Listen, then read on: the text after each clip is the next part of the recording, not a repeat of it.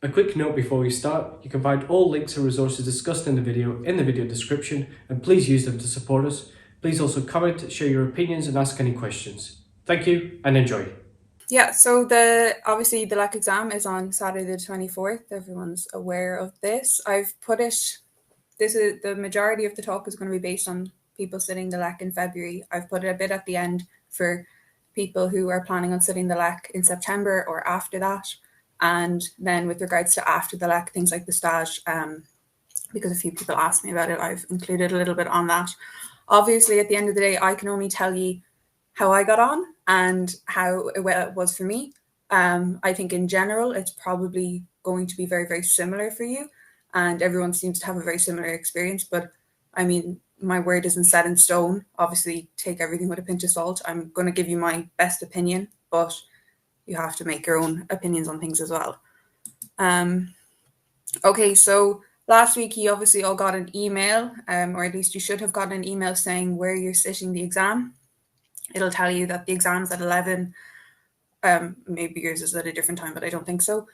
And it says be there 75 minutes early. I think everyone naturally thinks, oh gosh, I should better be there even earlier than that. I really wouldn't recommend it because I probably came another 45, if not an hour before that again, and you're just waiting so long. Really, the 75 minutes is enough, especially because you could end up waiting outside, which I'll talk about. But yeah, so that would be 9:45 getting there. It is enough time. Like maybe you could check the venue out the day before or something to put yourself at ease, but you are just going to be standing. You're not going to be able to kind of like look at anything. I don't know. Obviously, it's up to you, but that would just be my opinion. Okay, so with regards to what you need to bring on the day with you. So when you arrive, you're going to be asked for your ID. They tell you to bring other documents, which I'll go into, but the only thing they asked me for was my ID, which was my passport. If you used your PESEL to sign up, this I'm not sure of, but you might possibly need the document you got your PESEL with from the registry office because it's like an official document. I know that happened to me in the bank that if I was using the PESEL as my ID, I needed my PESEL document. Now, I didn't use my PESEL, I used my passport, so I can't say that, but I would just say it's worth bringing. That's my opinion. Like on all these things, it's just worth covering your bases, just bring it. So yeah, just bring your ID. Then there's another 2 documents. You can find them on this website here you'll just have a look around and you'll find it. Now, I printed them out, these 2 documents, but sorry, anyone who fills out the feedback form, I'll send you all of these slides so that way you'll be able to kind of refer, oh yeah, that's the document that she's on about. But these are the 2 documents that they recommend you print out just because these documents are proof of who you are, your passport and your exam number. So those are the things they're looking for. But I know that someone said to me that if you just have them on your phone, that's fine too. So you don't need them printed out. But if you're just a bit crazy like myself, then you can do that too. And yeah. So with regards to the way it works, so we got there. Obviously, I was lucky enough that I did it in September and it was in the summer. But I arrived and we were just kind of standing in like the foyer area. So it's so anyone that arrived a bit later was standing outside, and we were waiting until about probably 10:30, I think. Then at 10:30 they started allowing people to go in, and so everyone's kind of just standing around for a while, which is fine. It's really, really a relaxed environment. Maybe actually waiting there was more stressful. Like once you get into your seat, everyone's really, really relaxed. There was a guy walking around without shoes on. Like it's not exactly the height of security or anything. It's very relaxed. But in general, I would say that, there's no point coming way too early because there's nowhere for you to sit. There's nowhere for you to focus. Everyone's just kind of around each other. So you're waiting in the main foyer, and then they'll have a table set up. You'll go up with your passport and they'll just confirm you are who you are. And then you're meant to have a pen, but they had a pen there, and you'll just sign, I am who I am. They'll give you your answer card and you have to keep that with you then the whole time. And then you'll be brought by another woman and it's really, really relaxed now. I feel like I'm making it seem like it isn't, but it is, to another room, and you can leave your coats. If you've got bags, there's a whole storeroom where you can leave all your valuables and stuff like this. Then, so you're going to have been given your number, and that's on your answer card. So you're going to find your seat in the room based on your number, and your number will be up on the top of your table. So you'll just walk around and find it on that, and then it's fairly grand. It's just important to keep your answer card on you. So yeah, in general, very relaxed, but just a lot of waiting. The thing is, you can bring food. I didn't realize this, but you can bring food. People had like coffees and all of these things, and you should do it. I really recommend doing it. Number one, because you can leave them in the storeroom, but you can also just have them next to you at your desk. Because the way it worked was we were left in at about 10:30, but it didn't start until it was meant to start at 11, and it didn't start for 2 hours and 40 minutes after that. And I remember because I was sitting there like, when's it going to start? And so then overall, I was sitting in the room for about 7 to 8 hours. Now, it's not stressful because everyone's kind of chatting and stuff like this, but you're just a bit apprehensive. So I would say, yeah, just bring something to eat, because you're probably going to, if it's anything like ours and you're waiting that long, you're going to end up being hungry. I wouldn't worry about the time or anything like this. You get your full amount of time. That was something I was a bit stressed about. Like, oh no, are we going to be rushed or anything like this? But obviously not. Like, that doesn't happen at all. The time starts, and that's you'll get the full amount of time. But it's just that you are waiting quite a while, because I was probably one of the first people that was left into the room, and then so we had to wait for everyone to get brought in, and they I don't know why they took so long, but apparently they did. Yeah, so what you can bring on the day. So like I said, you obviously need to bring your ID, and on the desk, you're going to have your ID. But what you can bring is you can bring water. They had a water refill station, pencils, rubbers, like sharpeners, obviously. You can bring a calculator. You can, and I used a calculator inside in the exam, so it definitely is fine. Yeah, the pen isn't really necessary, but I mean, if you want it. Yeah, so on the desk, you'll have to have everything on the ground next to you, other than just your pencil, your passport, and your rubber will be on the top of your. With regards to the pencil and the rubber and things, they actually will have those there. So if you arrive and you've forgotten it, that's fine. If you just go up to the very top of the room, they're going to have pencils and rubbers, so you can get them there. So with regards to the test and how it works, so once everyone's brought in, so that could be about 2.5 hours, they're going to, then they'll talk you through the rules. I couldn't hear a word of what he was saying because I was down the back of the room. Someone asked me before if it like was stuffy. It wasn't. It was fine, and it was in the middle of the summer, so don't worry about that. It's going to be grand. But yeah, so they'll talk you through the rules. Then there'll be 2 students that have to check that the box isn't tampered with. There's 2 versions of the test. So everyone in your row that you're sitting in front of and behind have your test, and then the people to the left and the right of you have the second version. It's the same test, obviously, just reordered. Yeah, so you'll get your answer card, and that has to stay with you all the time. You can't leave it at the desk. If you need to go to the bathroom, you have to bring the answer card with you to the bathroom and give it to the woman outside of the bathroom who's going to take it, or the man.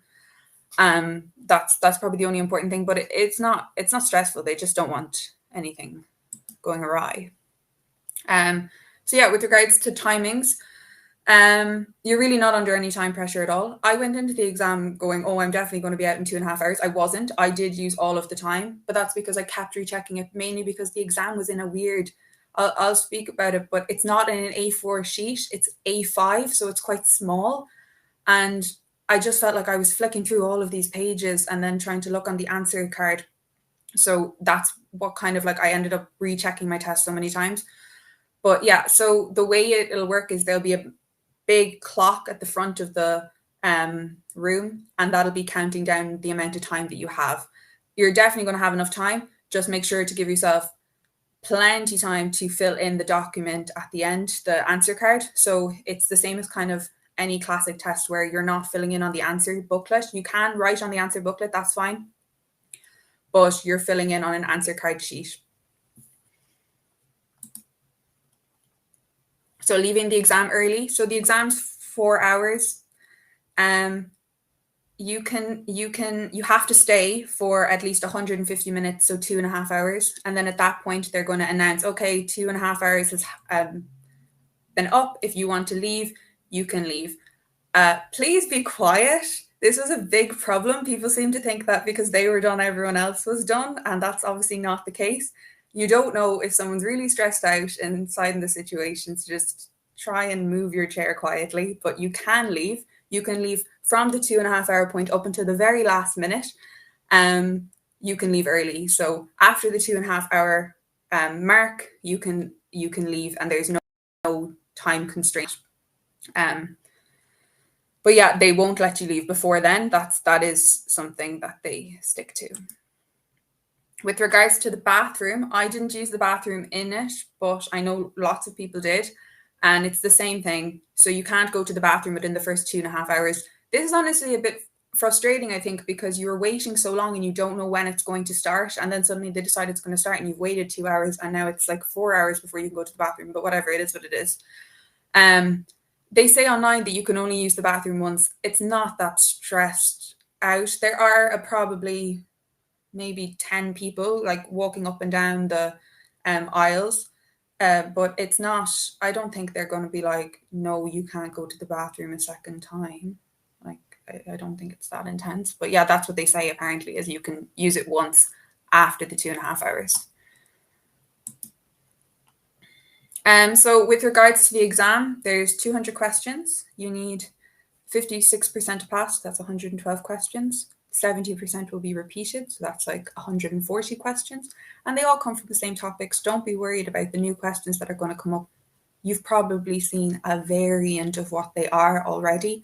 And if you're learning the question and just kind of around it, or even like, it doesn't even matter, because I think the majority of international students are just going in to pass anyway.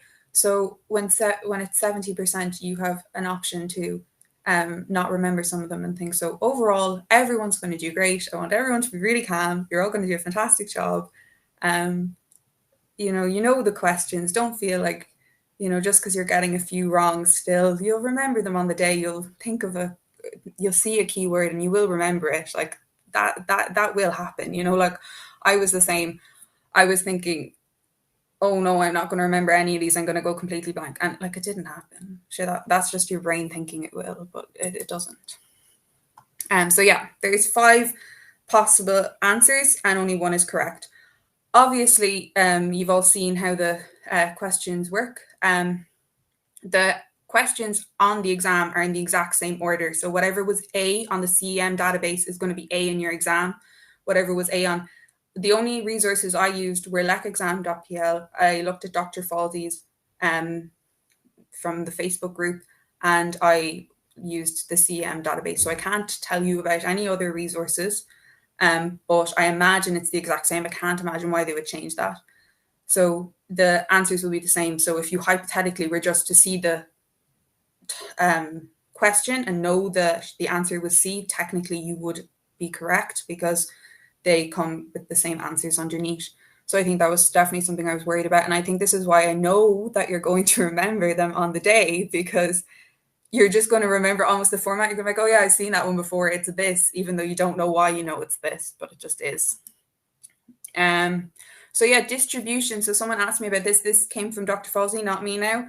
But and everything Dr. Falsey has up is really, really good. There's some bits about preparing to sign up for the LEK that are a little bit outdated, but otherwise I think he hits the nail on the head with things. But yeah, so in general, the way our exam works was it's not a jumble of all the questions. It's like all of internal medicine will be at the start. Well, it was at the start for us. It might not be at the start for you, or it was at the start for my document, but perhaps the, say I had type 1, the type 2 section might have had pediatrics first. I'm not sure. But it went all of internal medicine, and then it went into surgery, and then it went into, say, obstetrics and gynecology. And so there was In that sense, you could just kind of think in the same zone of it. I would say that for our exam, it was weird, and I don't imagine we'll do this for you guys again, because, and you obviously probably are already aware of this, that the new questions for our exam, because I just did it in September, were only from obstetrics and gynecology and psychiatry. Usually they do a few new questions in every section. And I think based on the uproar that occurred after our exam, it's unlikely they're going to do that again. So honestly, look, it's something that's out of your control anyway, so there's no point thinking about it. I would say the questions weren't that impossible, and I definitely wouldn't exactly have a special interest in psychiatry, but it was fine, it was still the same things. They were still looking at antipsychotics and things, and it was all still the same realm of information. There wasn't anything new thrown at you, really. But yeah, this is the distribution. Obviously, you're going to get the slides, so there's no point in me going through how it's done. It just kind of makes sense anyway. If the database online is way bigger, then obviously they've used way more questions in the past. So there's going to be way more of those types of questions on the exam. So internal medicine is obviously very big. Pediatrics is very big. Surgery is very big. Maybe family medicine is a bit smaller, but yeah. And then something like public health, there's only going to be a few questions on that. Okay. And then, so the answer card, for me, honestly, the answer card was a big panic, because bring pencils, like art pencils. This is really important. Go out and buy a really just like gravelly pencil, because the answer cards and so your docket with all the questions on is in an A5 sheet of paper. So like a birthday card size piece of paper. And it's in that kind of like waxy material. And your answer card's in the same waxy material. And so then they want you to fill it in with a pencil. And that's really hard when your pencil is bad. And I had about 10 bad pencils. So no, obviously it's fine. But just get a pencil that's going to like really easily write into it. Probably one of those like art pencils could be a good idea, because you want to do it fast. So many people at the end of the exam were like going up to them being like, is this scribbled incorrectly? Because it was so hard to write on the paper. But yeah, if you change any of the answers, you use a rubber and rub it out. So you don't do a cross through it. You're going to rub out the answer and put it back in.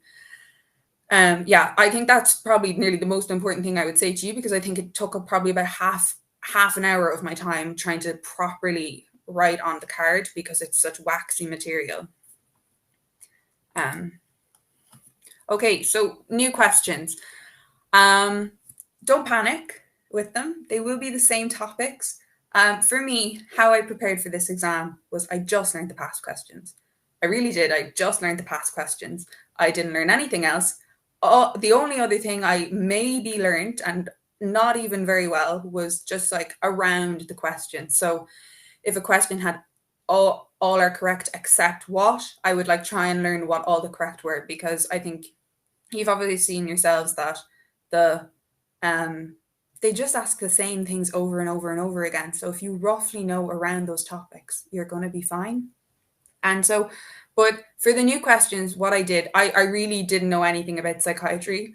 But in the end, I feel like it went fairly well for me. So I obviously got some of those questions right. And the way I did it was I just took like all of these questions and I went, okay. And I know this is probably how you're going to do it as well anyway. So, but like, I just kind of was like, okay, I don't know anything about these, say, which of the following is regarded as a risk for factors for a transverse lie. I don't even know what a transverse lie really is, but okay. So oligohydramnios and polyhydramnios. Obviously, sorry, you all probably know the answer already. That's not really the point of the thing, but it's just like both of those things are probably really similar. So 1 and 2, it's probably unlikely that it's going to be both 1 and 2. So then we need to go, okay, let's rule out all the options that have both 1 and 2. So now we're left with B, D, or E. And then we have to think, okay, it's probably unlikely that it's single pregnancy, because then that would mean like every person's at risk. So, okay, now we're ruling out 5 and 1 and 2. So that means we've got either B or we've got E. So then we have to decide, okay, well, obviously it's 3. Okay, so, and then you kind of have to go, okay, which one do we think it is? And you've kind of left it between 2, even though I have absolutely no idea what a transverse lie really is. And I think that's just how you should do it. Like, you don't, look at the answers. The answers are really basic in, the answer is E, obviously. But the answers are written so almost like stupidly, like you're just like, well, sure, obviously that one contradicts this one, so if that one's wrong, and generally you can get to the bottom of it. So don't panic if you look at something and go, there were 2 questions on antipsychotics in our exam, and I remember I just decided I'll just pick olanzapine for both because one of them might be right or whatever. And so it's just like, just don't overthink it. It's going to be fine. But like, that's just how I went through them. Was okay, I don't really know that much, especially because they were gynecology questions. And I feel like that is something that, like, if they were new internal medicine questions, you'd kind of have a better background idea. But with these, like, you're not really going to be, well, maybe you will, I don't know, maybe someone's going to be fantastic, but that's just how I did it anyway. Was what really can't be the answer? Okay, I have 2 options left, which one will I go with? Yeah, it's probably more likely to be this option, something like this. You have so much time that thinking strategically like that isn't going to be a problem. The way I did it was I went through the entire exam. I mean, I think it's natural that you want to like flick through and make sure that it's 70% past questions, which is fine. Go for it. You've got plenty of time. But then just circle the new ones. But for us, because all the new ones were in the same thing, it was just like 1 new page of new ones, which is a choice. But anyway, just circle what the new questions are and come back to them and give them the time. And you'll probably get some of them right, like, it's not a difficult exam. So then last minute prep, don't overthink it. You do what the questions are and you will remember them on the day. I think a big thing for me was whether they'd be in the right order, and they are. So you're going to be grand. I would say if you're using LEK Exam.pl, how I did it was I starred them and just kept doing the ones I'd starred. And then towards the end, I just made a Google Doc and I copy and pasted all the answers the questions that I couldn't remember for the life of me. And just kind of kept revising those. Then I would say, I do think it's not a bad option to just learn around the past questions, if you have the time. And I feel like a few weeks beforehand, I kind of had the time to start doing this. I made a doc, and when you fill out the feedback form, I have 2 docs that I want to send. One is with the questions. So it would be important to do this if you haven't done it already. I think I saw in the group chat some people were saying like, oh, are the psychiatry questions added and stuff like this? And like, yes, obviously they update the databases. But I found if you're using lekexam.pl, which was my predominant resource, that's where I learned all my questions. I feel like you just have to commit to one because naturally there's going to be discrepancies, but you just kind of have to go, okay, this is the resource I'm using.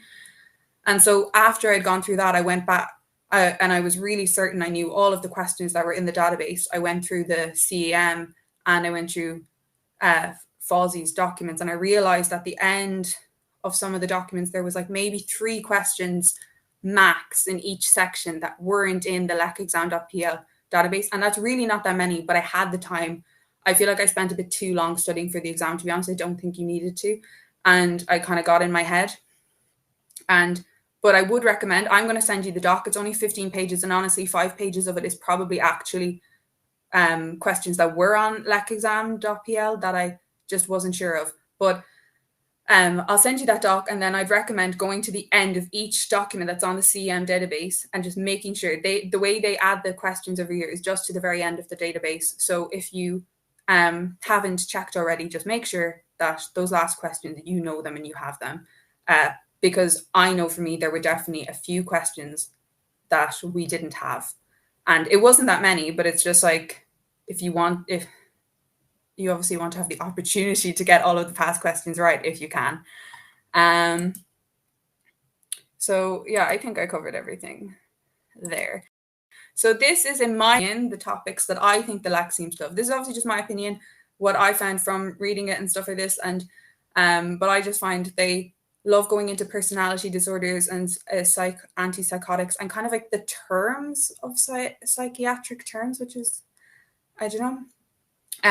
Medications, just cardiology mainly, and nephrology because they use the cardiology drugs.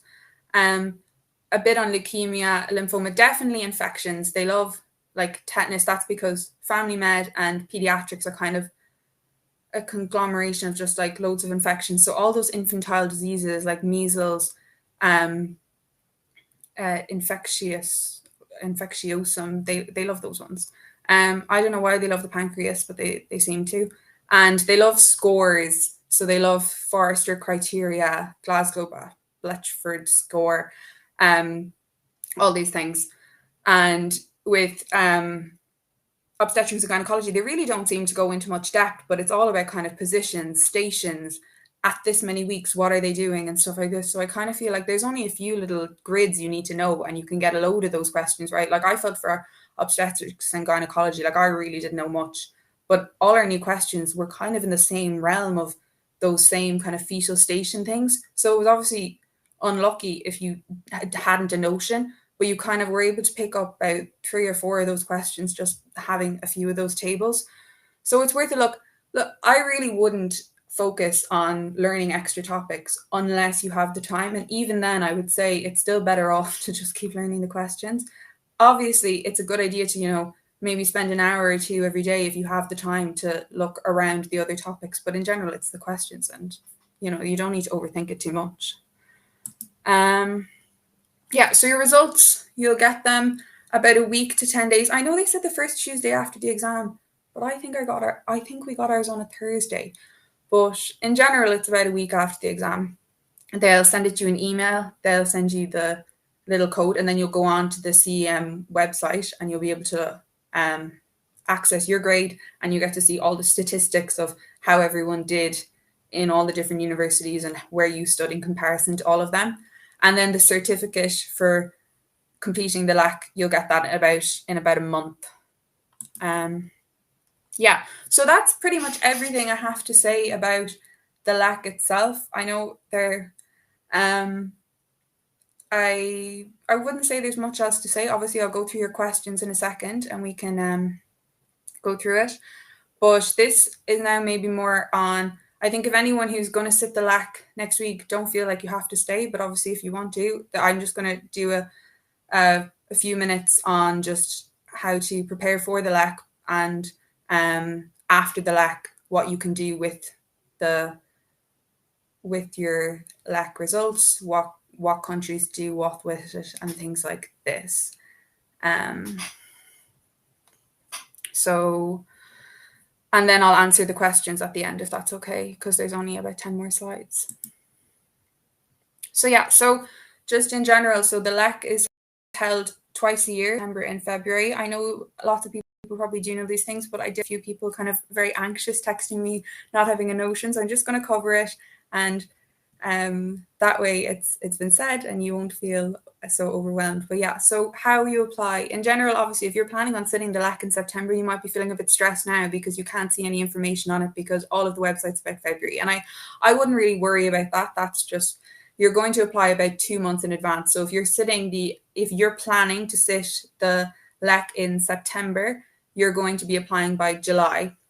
So it ends around July 15th is when it ended for us. That's what it says on the CEM website currently, but I'm not 100% if that's for this year as well. But I imagine it is, but I don't want to give you a date that might not be 100%. That's what the CEM website currently says, but their general focus is on the February 2024 exam in general. So what do you need to apply for the LEK? So you need to have done 10 semesters or 5 years. It's really important. Just because you've done the exams, you need to also have all of your grades in the system before you can apply. And if you have to do summer internships, those all need to be in the system with your grades before you can apply. So that can be difficult to manage to do it. It's fine. That's how I sat the LEK. I sat the LEK after my 10th semester. But if you are planning on doing that, I would inform your lecturers beforehand that, hi, look, I want to sit the LEK in and I need to have signed up by the middle of July. Can you please have my grades in by that point? So what else do you need? You're going to need to have some form of ID or your PESEL. It costs 100 zloty to sit it in Polish, or I think 340 to sit it in English at the minute. That's as far as I'm aware anyway. So how to apply? Like I mentioned, Dr. Falsey has a great page going through all of it, but there's a little bit that's a bit older, because for the last September exam, they changed it a little bit. So how you're going to do it is on the SNK website. So I have it linked there. You're going to sign up onto that. It's a really bad website. It's going to annoy you. You have to sign up with that. Then you're going to like confirm your identity. And so your university has to do that. So you're going to need to email them and be like, can you confirm my identity? And then once your identity is confirmed, you'll get an email, and that means then you can apply for the LEK. So this all has to be done before the deadline date. So say it's July 15th, this all has to be done before July 15th. So they won't confirm your identity as having done the 10 semesters unless you've got all of your grades in the system as well. So once they confirm it, then you'll go and you'll finish your application. Once they've confirmed it, I think the website's a bit more straightforward. Honestly, it's a bad website overall. The way you'll be applying for it, I would recommend just having Dr. Falsey's website after that point, side by side with you, and just pick the sections he recommends. And you'll just pay for it then, and then you won't hear much more information from them until 2 weeks before the exam. Which is like the people who are currently sitting it, they got their information last week about where they're going to sit it. So even though you might select a location, it might not actually be that location in the end. So then preparing for the LEK, how long would I recommend to prepare? I would say 6 weeks.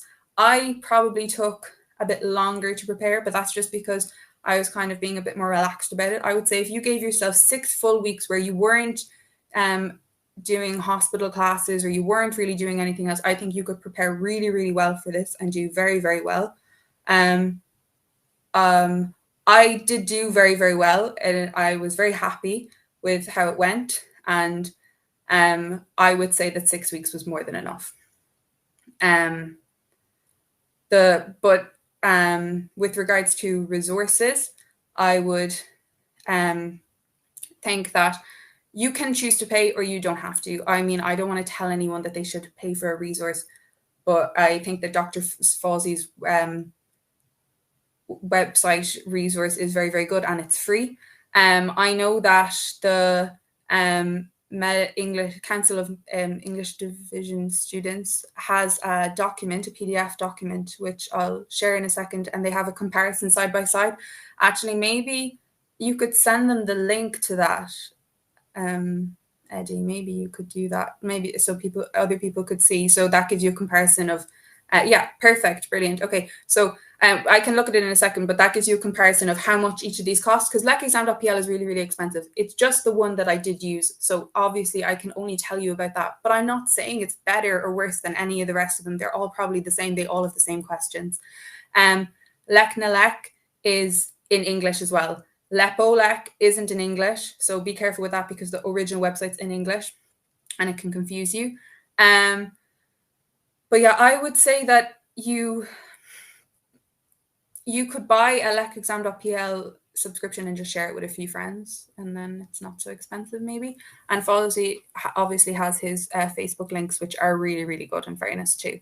I'm also, when you fill out the feedback form, so I'm going to have your emails that way. So I'm going to give you access to my Google Drive, and on that I have lots of different resources for the LEK and other just medical things as well. But in that I'll send the extra questions and the my document that I made. But honestly, it's not like there's no really need to read it. Just do the questions and you'll be fine.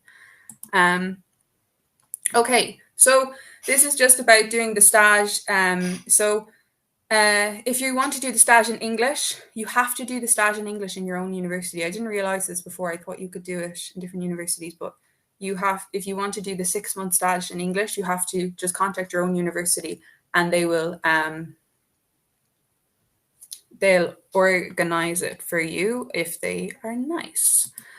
And then with regards to doing the stage in Polish as an English medical graduate, okay, this is not my strong suit.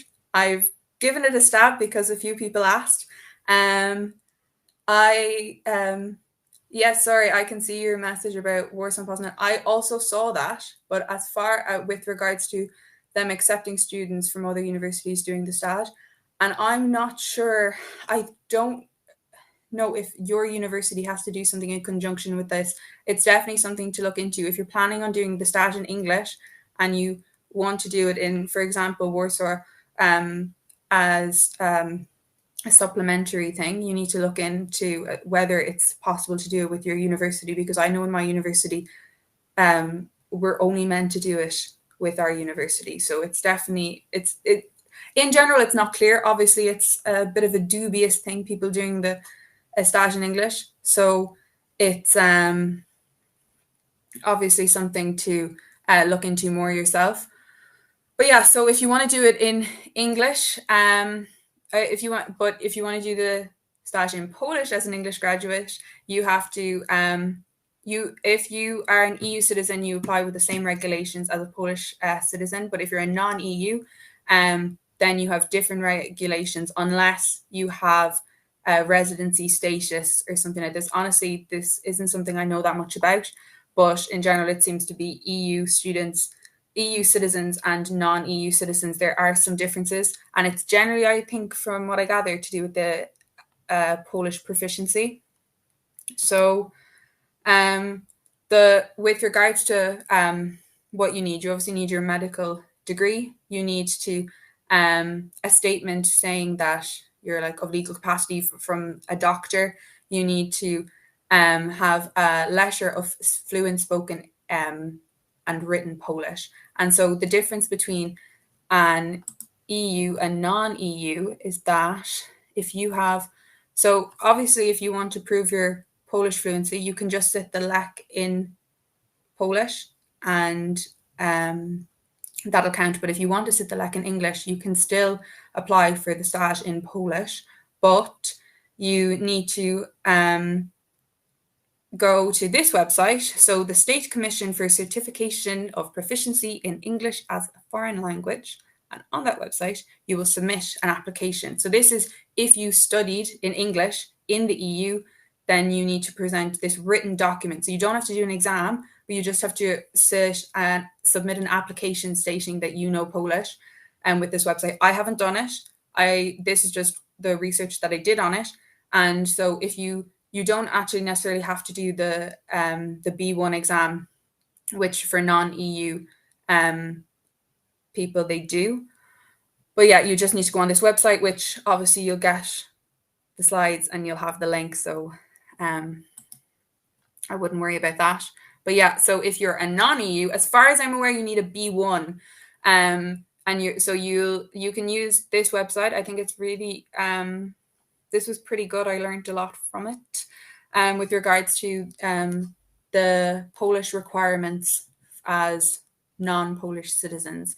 So if you're a non-EU citizen, you need to do a Polish exam, and you can take it either in Poland or you can take it abroad.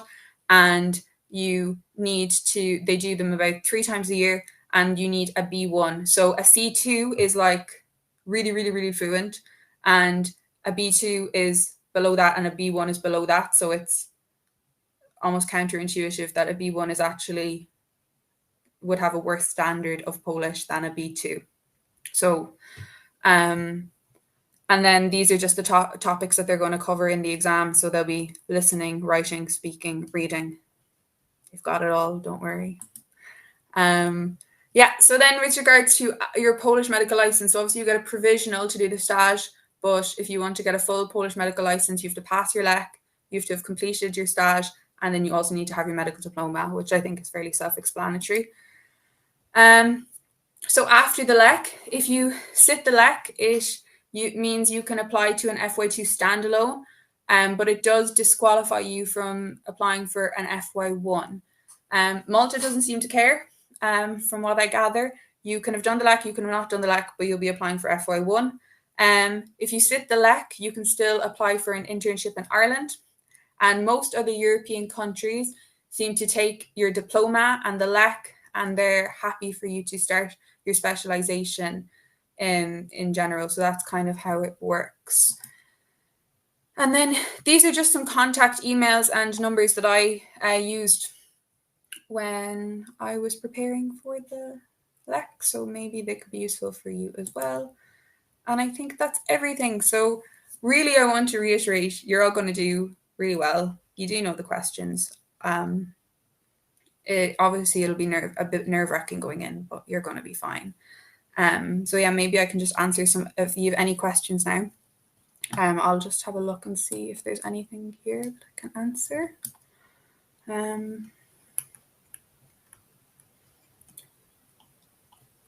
So yeah, Charlotte, you can have, I'm not sure if you can have them in a bag. I would say you can't have the snacks and drink in a bag, but you can just have them right at your desk at your feet. So you'll only be allowed to have your pencil and your rubber on the table, but at your feet next to you, there's lots of space in between the desks. You can have anything you want, pretty much. I'm pretty sure some people had their phones.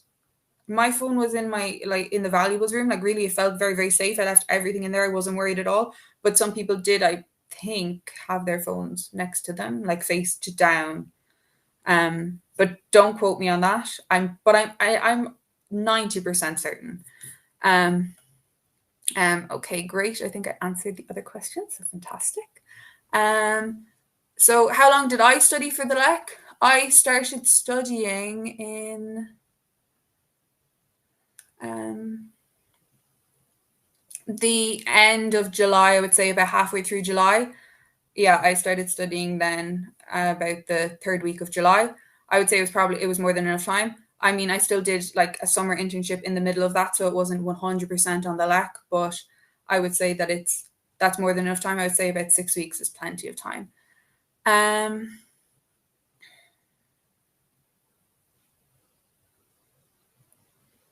Sorry, yeah, about not missing the end of the CM database. So I know this sounds really confusing, and I remember I told my friend like a week before the exam, there's questions we don't have. Okay, first of all, I want to say very few questions, really max 30 of a really big database. It's not that much. So don't stress out. When you fill out the feedback form, I'm going to send you the 15 pages that we have. Number one, they might have already been updated and you might have them on your database now. Number two, if you used Fawley's website to look at the questions, you will have them. This is actually specifically for people who use lekexam.pl, which is what I used. They didn't have them, but it was really just a very small amount. And it's very easy to figure out which ones they are. So you'll have my doc, but also you can just look at each of the CAM links and go to the very end, and you'll see you'll just read the last few questions. So maybe scroll up a few pages and just make sure, have I seen all of those questions? Yep. And you will have, and you're going to be great. And I really didn't mean to panic you. It's really very few questions. I'm going to send them to you this evening as well. And they're probably already updated for you guys. It could have just been for us. They could have been not updated, you know? So did I use I used lekexam.pl to study. I did. I think it was good. I think it's very doable to use it with multiple people on the same account. I mean, that's probably not something I should say, but I think it's fine. It's grand.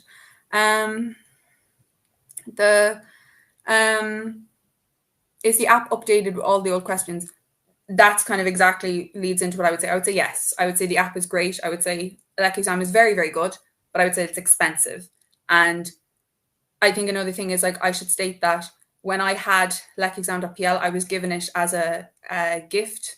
And so I didn't pay for it. So I don't want to tell you, oh, you should definitely get this, because I think it was really expensive. It is an expensive subscription. I think realistically, share it with a few people. It makes sense. Is there a simulation exam on lekexam.pl? Yes. You can do all of the exams in the year. So you can just pick the year that you want to do, and you can do the whole exam, the 200 questions, or you can choose to just do 200 questions and they'll pick a random 200 questions from the database and look at it like that, or you can pick the specific year and season. So if you did want to do the September or February, and you can do it like that. The website is pretty good. In fairness, it is. The drawback is that it's expensive. Yeah. Is there going to be a LEK exam for English Video in 2025? Apparently they abolished it. I'm really sorry, Laura. I don't know. Honestly, I haven't heard of that. I think that that's probably not true, but I can't say that. I have no idea. I think that it seems very drastic for them to just suddenly decide, oh, we're not, like, they can't take English students and then not do an English exam. That wouldn't make sense, but maybe. I don't know. That's just I can't give you anything concrete on that. Sorry.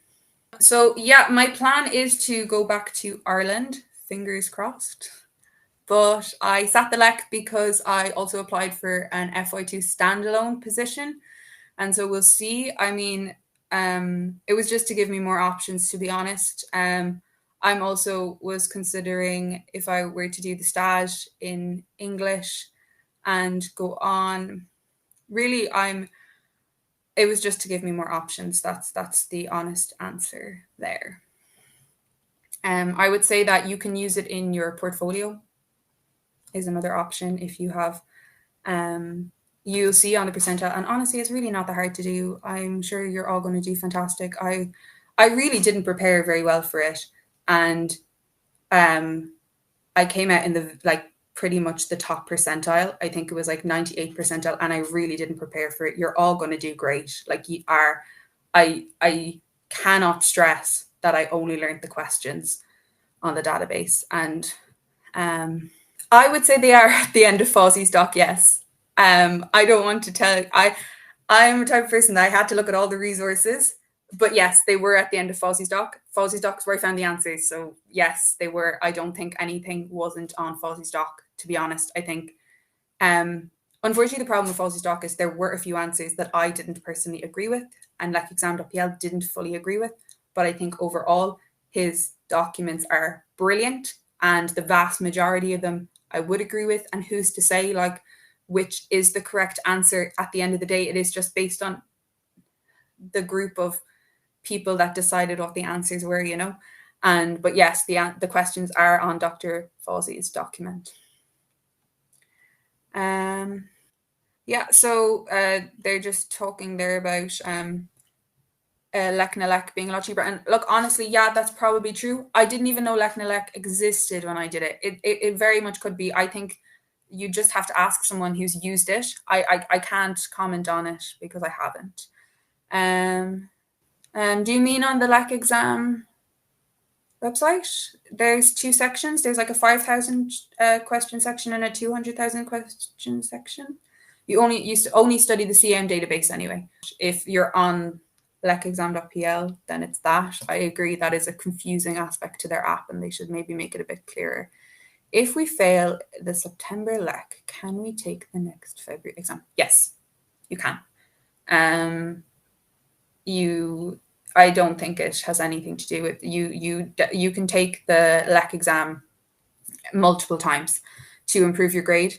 But don't worry, you're not going to fail. You're going to do great. Full faith in you. But you can, and you just have to obviously apply for it. And I know that some people say if they didn't get to sit it because they had paid for it and they didn't get to sit it, they could just sign up for the next one as well. So yes, you can.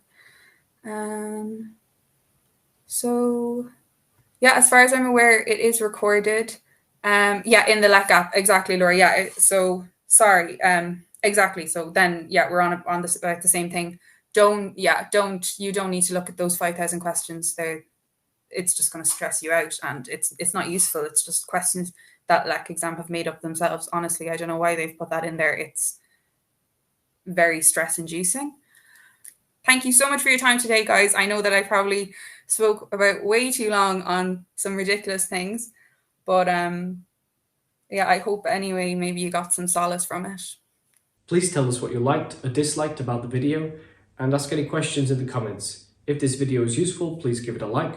All links discussed in the video can be found in the description, and please use those links and subscribe to the channel to support us so we can keep producing content. Thank you, and maybe watch another video.